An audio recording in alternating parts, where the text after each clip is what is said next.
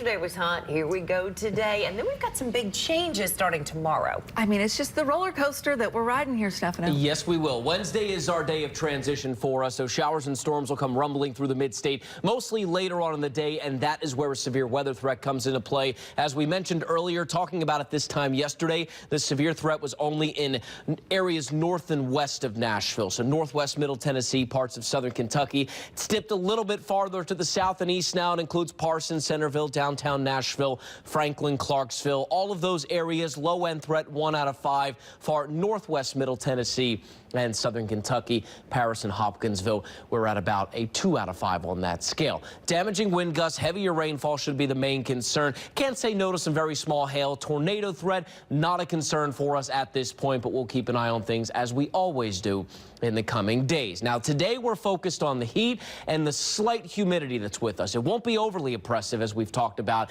but I think it will be noticeable. Keep in mind, though, with the sunshine and the heat, you have to get the dogs out earlier rather than later in the day. The temperature will quickly get back in the 80s before we even hit our lunch hour today, and then the middle of our day today will be well into the 80s and even going into the lower 90s in some spots.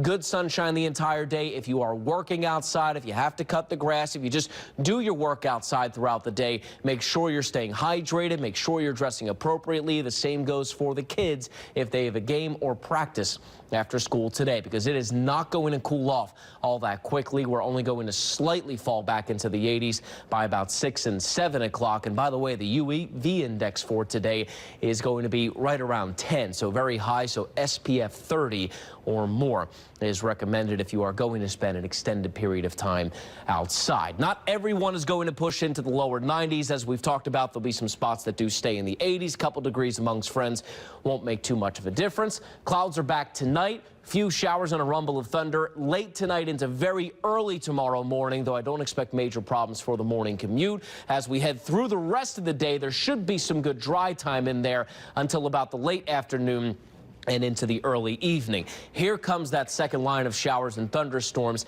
and this is the one that could have a little muscle behind it. So you're thinking impacts to after-school activities and maybe even your evening commute going into our Wednesday. It's why we have the alert day there for you.